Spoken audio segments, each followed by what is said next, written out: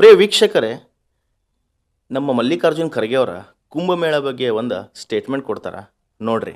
तो ये लोग जाकर हजारों रुपए खर्च करके कंपटीशन पे डुबकियां मार रहे, कंपटीशन में एक डुबकी मारता दूसरा, और जब तक वो टीवी में अच्छा नहीं आता तब तक डुबकी मारते रहते.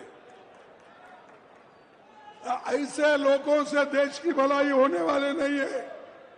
गरीबों का जो शोषण हो रहा है धर्म के नाम पर, उनके खिलाफ हमको लड़ना है.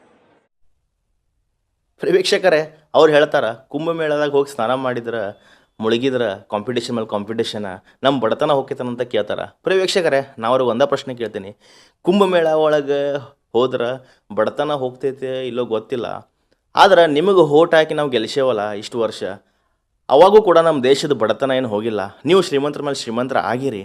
ಆಮೇಲೆ ಇನ್ನೊಂದು ಪ್ರಶ್ನೆ ಏನಂದ್ರೆ ನೀವು ದಿಲ್ಲಿ ತನಕ ಹೋಗಿ ಬಂದಿರಿ, ನಿಮ್ಮ ಗುಲ್ಬರ್ಗ ಎಷ್ಟು ಅಭಿವೃದ್ಧಿ ಮಾಡಿರಿ ನೀವೇ ಹೇಳ್ರಿ. ಉತ್ತರ ಕರ್ನಾಟಕದಾಗ ಹುಬ್ಬಳ್ಳಿ ಧಾರವಾಡ ಬೆಳಗಾವಿ ಬಿಟ್ರೆ ಬೇರೆ ಊರು ಅಷ್ಟೊಂದು ಅಭಿವೃದ್ಧಿ ಇಲ್ಲ. ಆಮೇಲೆ ಇನ್ನೊಂದು ಪ್ರಿಯ ವೀಕ್ಷಕರೇ, ಕುಂಭಮೇಳದಾಗ ಹೋಗಿ ಸ್ನಾನ ಮಾಡಿದ್ರೆ ಬಡತನ ಹೋಗ್ತೈತಿಲ್ಲೋ ಗೊತ್ತಿಲ್ಲ, ಆದ್ರೆ ಬೇರೆ ಧರ್ಮದವ್ರ ನಮ್ಮ ದೇವಸ್ಥಾನ ಮುಂದೆ ಹೂ ಹಣ್ಣು ಕಾಯಿ ಮಾರಿ ತನ್ನ ಜೀವನ ಚಲೋ ನಡೆಸ್ಕೊಳತ್ತಾರ. ಅಷ್ಟು ಸಾಕ್ರಿ. ಜೈ ಶ್ರೀರಾಮ್.